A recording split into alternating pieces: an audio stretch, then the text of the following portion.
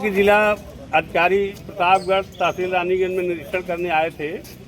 इस दौरान एसडीएम साहब चैम्बर में क्या बातचीत हुई अधिवक्ताओं को लेकर?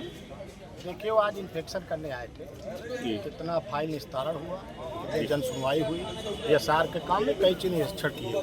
उनका प्रशासनिक मामला था, निरीक्षण किए। अधिवक्ता भी कई दिन से आंदोलित थे, उस मामले में भी वार्ता हुई जी। वार्ता और सब जिलाधिकारी ने मान लिया हर बिंदु। लेकिन एसआईआर है उसमें, इसलिए वो ट्रांसफर वो नहीं कर सकते जन सुनवाई। वही बात वो बिहेवियर का मामला है, वकीलों का बड़ा मामला ये है। मैं मानता हूँ उनका बिहेवियर नहीं अच्छा है, एसडीएम साहब को बता रहे थे। तो वो बिहेवियर के लिए कैमरा कहे लगाने के लिए, और जो वहाँ पर तख्ता लगा दिए थे उसको हटाने के लिए भी डीएम साहब ने कहा। लगभग सारी बातें मान लिया, लेकिन एक बात पे मामला अटक गया। वो मामला था जन सुनवाई। उन्होंने कहा सब जन सुनवाई करेंगे, वकील वहाँ न जाए इनके पास। अगर आपको नहीं जाना मत जाइएगा। कार्य किससे कराएंगे एसडीएम? सुनिए, तो उन्होंने कहा चाहे तहसीलदार करें, नायब भी करें, जो प्रशासन एक नायब भी अधिकारी है एसडीएम, वो भी करें।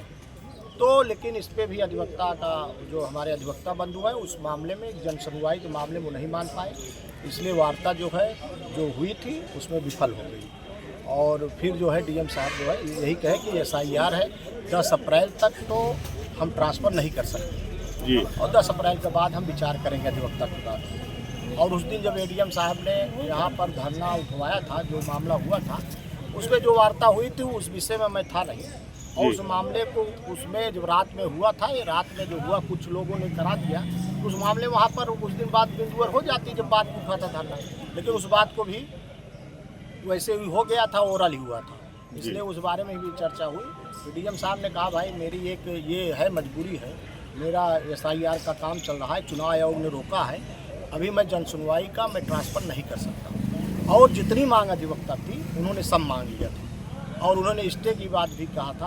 अधिवक्ताओं ने कहा कि भूमधरी में जैसे तुरंत काम लग जाता है उसमें स्टे, तो उसमें डीएम साहब ने कहा एसडीएम को इसमें स्टे जरूर दें। भी जब फिर दोनों की रिपोर्ट आ जाएगी तो दोनों को जब हाजिर हो जाएंगे, दोनों को सुन के अगर स्टे खारिज होना तो स्टे आप खारिज कर दीजिएगा। ये सब वार्ता हुई थी, स्टूल की बात हुई, सीसी कैमरा की बात हुई थी, सब चीज़ का मामला हुआ था। लेकिन एक मामले में बात बिगड़ गई, इसलिए वार्ता विफल हो गई। बहुत बहुत धन्यवाद।